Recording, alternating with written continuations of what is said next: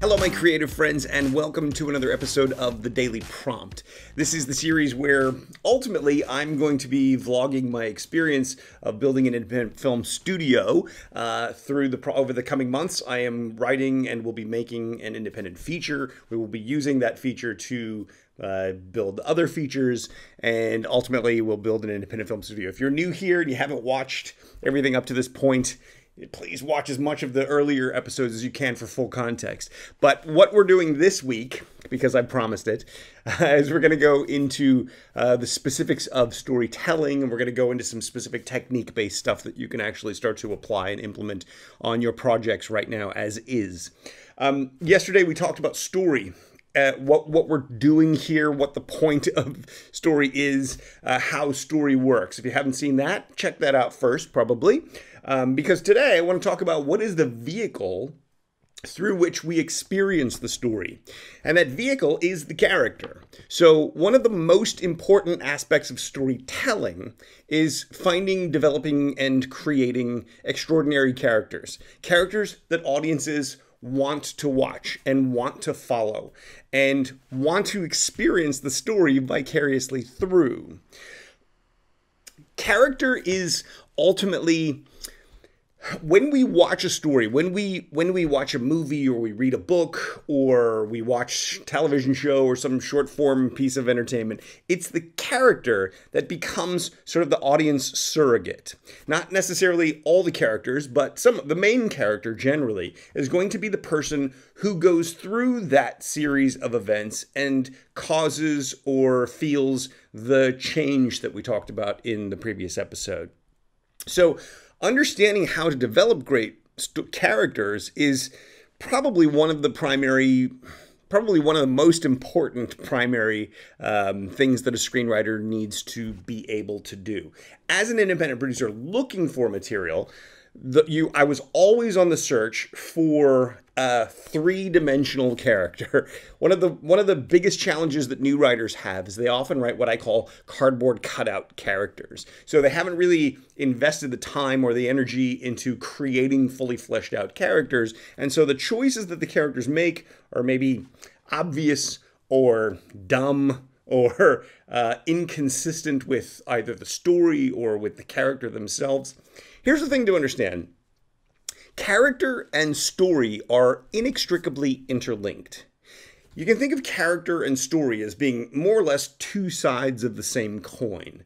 If we think about story as being that series of events through which a character goes, or characters go, through which we see some sort of change, which evokes some sort of meaning, it's the character and the choices they make that are causing that. So if you imagine, let's say, a character who is a short little Jewish guy from the Bronx, and then you imagine another character who's maybe a very tall African-American woman who's strong and funny. Those two characters, you put them in the same situation, they're going to make different choices based upon their lives and their experiences, right? Because they're going to make different choices, the story would go in different ways. The story would take a different path.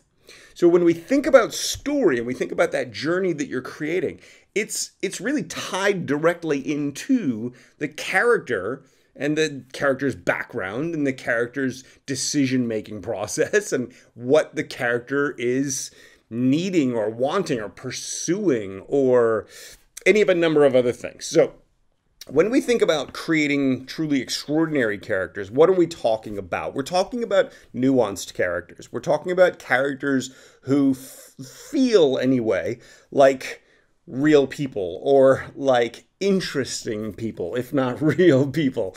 As a producer looking for material, you're always looking for a character that could appeal to a name actor, to someone who can help you put the package together to get the money from the investors to say yes and make this a green-lighted project. Now, in order to attract a name actor, you're going to need a character that an actor is going to want to play. Actors generally, unless you throw lots of money at them, are generally more interested in playing more nuanced characters, more realistic characters that they can actually do something with, right? So if you think of, let's say, the quintessential doctor character, or the quintessential cop character, or the quintessential lawyer character, we have these standard ideas of what those characters might be. The more interesting choice, the way to make those characters more compelling is to give them some sort of physical characteristic or mental or emotional characteristic that plays against whatever it is that they're trying to do. Maybe it's a lawyer who faked his way through grad school and doesn't really understand the law, or maybe doesn't even really like the law. That's going to be a much more interesting character than a character who is your standard I object character. Right now, for supporting characters are there to serve the story. That's pretty much it. So we don't want to get too clever or creative with the supporting characters. But for the central characters, the key to always understand is that character and story are inextricably interlinked. They're two sides of the same coin, and the choices that you make with them are going to determine the story itself. So we always want to be thinking, when we think about character, we have to be thinking about what the character's impact or effect on the story is. Writers don't always understand that character is a function of story. Character serves story. So if you've been following along and you've watched the previous episode, and we talked about how story is there to convey meaning. Story is there to give some idea or present some thought or message or whatever it might be to an audience. And the way it does that is through change, right? So the story itself is the thing that's going to convey that. The character's choices are what are going to make the story happen. So if you had a character who was wealthy and well-to-do and well-connected and happy and productive and all that, and he goes through this series of events that brings the city down, we talked about in the previous episode, that takes the city from being a great place to a chaotic place. That series of events, if you have a different character who's a young activist type, who's going to be trying for the social change and all that kind of stuff, and gets his nose in the wrong places and opens up the hornet's nest of that, could be the thing that causes so the reality is, both of those stories, you can have both of those characters can follow that same basic story arc, but the meaning is going to be different. The point and the purpose is going to be different. So the character choices that you make have to serve the story that you're trying to tell, have to serve the meaning or the purpose or whatever it is. So when we look for characters in screenplays, as someone reading or evaluating or assessing work that's coming in, when you're reading characters, the thing you always want to see is for the characters to be consistent, for the characters' choices to make sense within the scene, for the characters to be doing interesting things that we want to follow. When we watch a movie and we're seeing it up on the screen, or we're seeing it up on the screen, we're looking at an actor. We're looking at a physical person or a CG person or whatever. We're seeing someone, right? It's a visual thing. When you're writing a character, we don't have the benefit of seeing that actor. We don't have the benefit of seeing that person. So when you're writing a character, you have to make sure that the picture is clear to the reader and that picture stays clear throughout. If you imagine a scene where you write a character, or imagine a situation where you write a character and within the scene they make a certain choice that makes perfect sense to you, but reading it, because I don't know what the character looks like, maybe you described it in a sentence early on, but I don't hold that picture in my head. So it comes to the scene and they do this thing and I think, why did they make this choice? Why did they do this? If you understand why they did this, but I don't understand why they did this since I'm not looking at the character. Ultimately, the character can feel like it doesn't make any sense. It can feel like a writing flaw. It can feel like you haven't refined your story. That can come through writing style.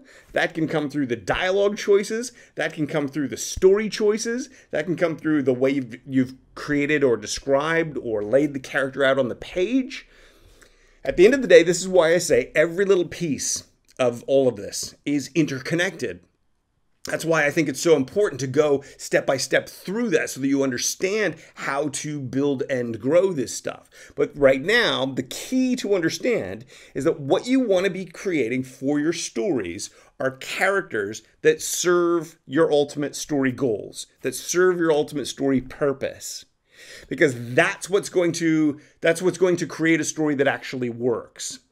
So, what do we want to do? If you're a producer or a production company and you're trying to evaluate projects that come in, you're looking for great stories, but great stories have to include great characters. So how do we actually go about creating those characters?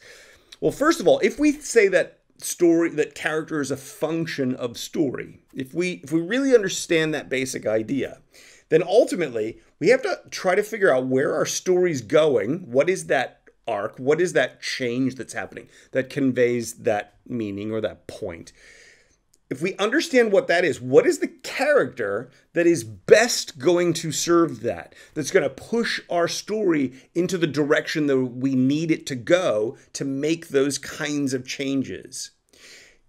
You have to think outside the box very often. You have to brainstorm characters. You may have an idea for a character, which is the very thing that got you into writing this project, and that's fine. You can start from that angle as well. What's this character? What choices are they going to make? And what story is that ultimately going to lead to? Or you can start from the other direction, where what's the story I want? And then therefore, is this character actually the most effective character to get that point across, to demonstrate that kind of a change, to create that experience for the audience?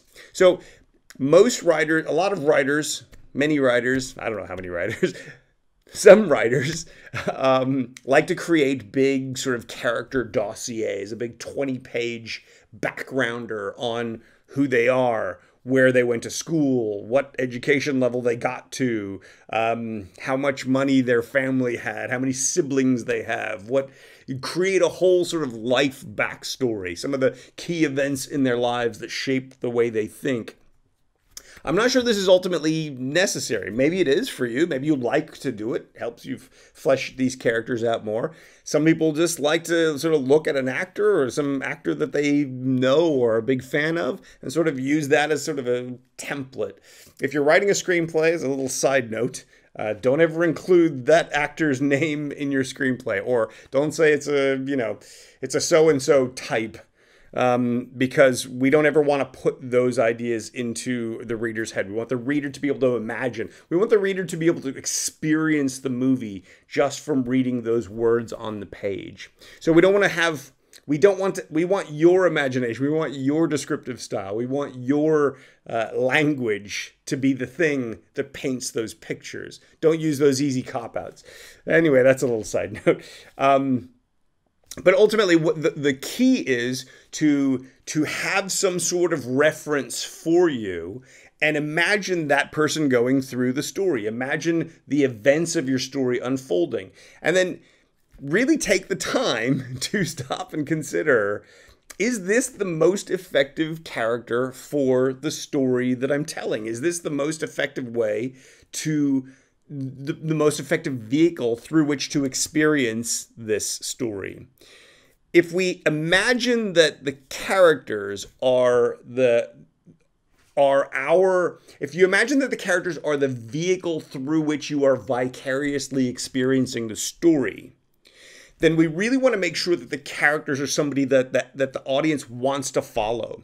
Generally speaking, we're going to want to watch and follow and participate with characters who are engaging, characters who are active, characters who are funny or charming or have some interesting quirk or dynamic about them that makes us think, I want to know more about that. If you look at what's happening on social media, if you look at YouTube, you look at even sort of the big influencers or the big or who attracts attention today, and you start to really look at these kinds of people and say, what are the elements that are causing us to pay attention to these people? Why do I want to know more about this person? What is it that's fascinating about this person to me? You can start to begin to see the elements or the dynamics that make people interesting, that make characters interesting.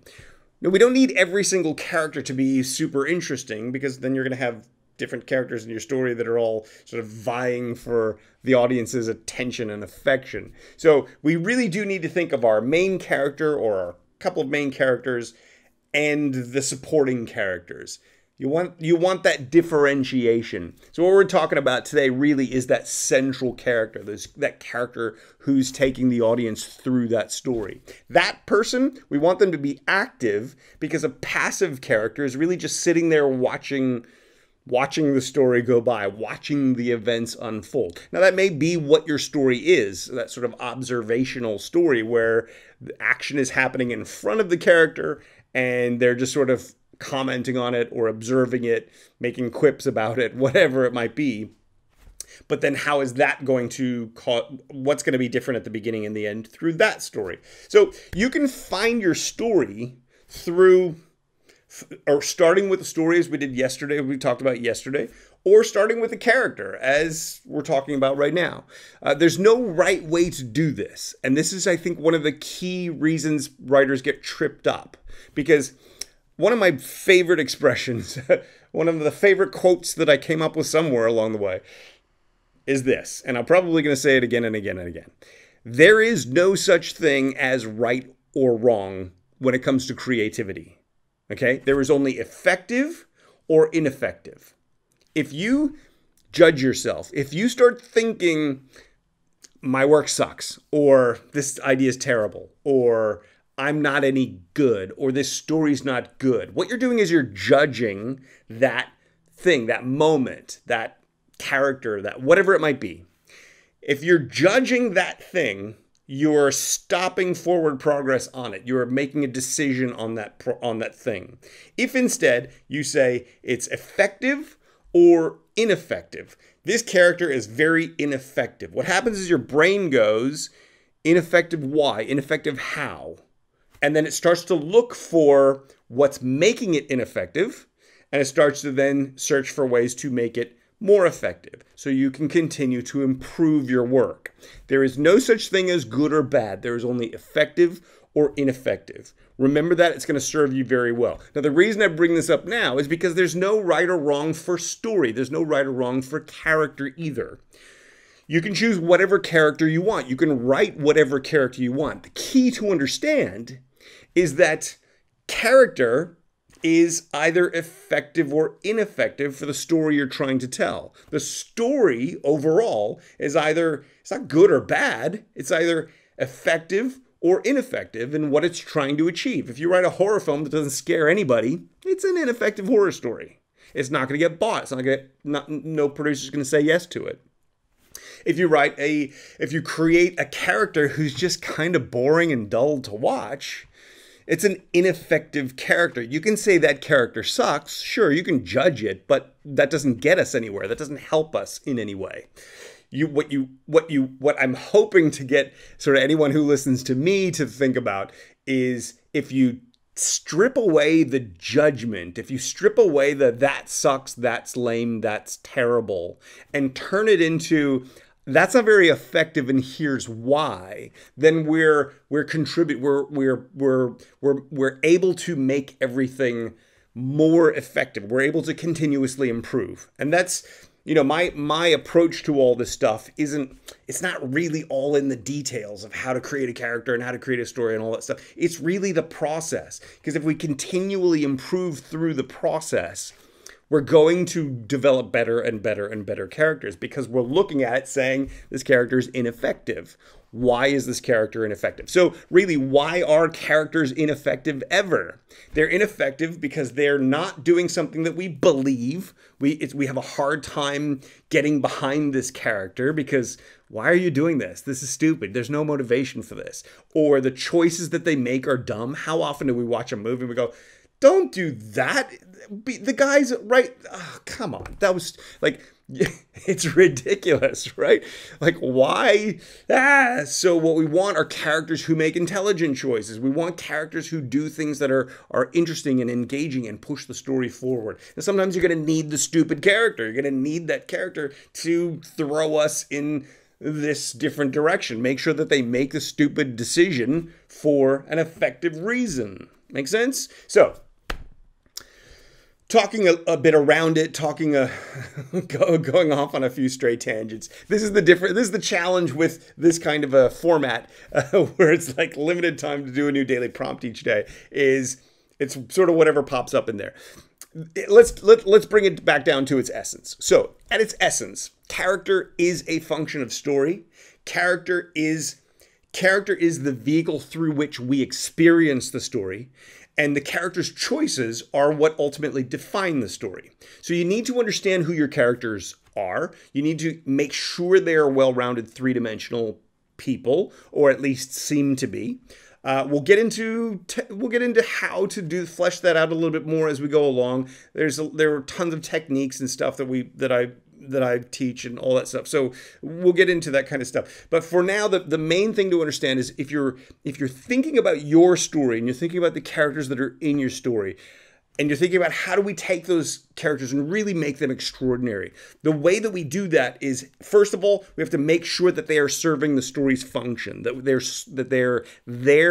they're the best choice from a writer's standpoint. This character is the best choice to express whatever the story and to take us through whatever this journey is going to be. The best choice for engaging the audience, for being something that we want to watch and want to follow. And they are nuanced. They're not just a cardboard cutout of a placeholder figure for within this story. So many screenplays, so many spec screenplays that I have read over the years, literally you get 10, 15 pages into it and you're like, these are not characters. You say this is Billy, but Billy's not a person. Billy doesn't exist. Billy's just this thing. You've created something to get you from point A to point B. You haven't created something to pull the audience in. You haven't given us a person to care about, a person to be interested, a person whose unique details and nuances are something we want to watch. In a world of ever-increasing fragmented attention where everything is vying for your eyeballs, the thing that's going to catch your eyeballs is that character who's interesting to watch, who's fascinating, who's on some sort of a journey that we want to be on as well. So,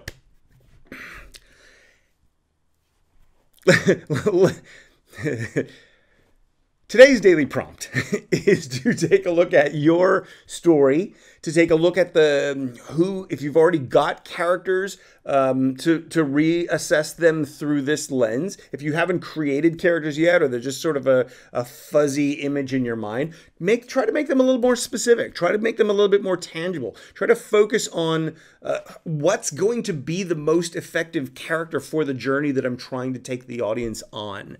That's today's daily prompt. If you have any questions about any of this stuff, I know there's a lot here. The idea of character is a big, broad subject, and literally we can talk for months on just character alone.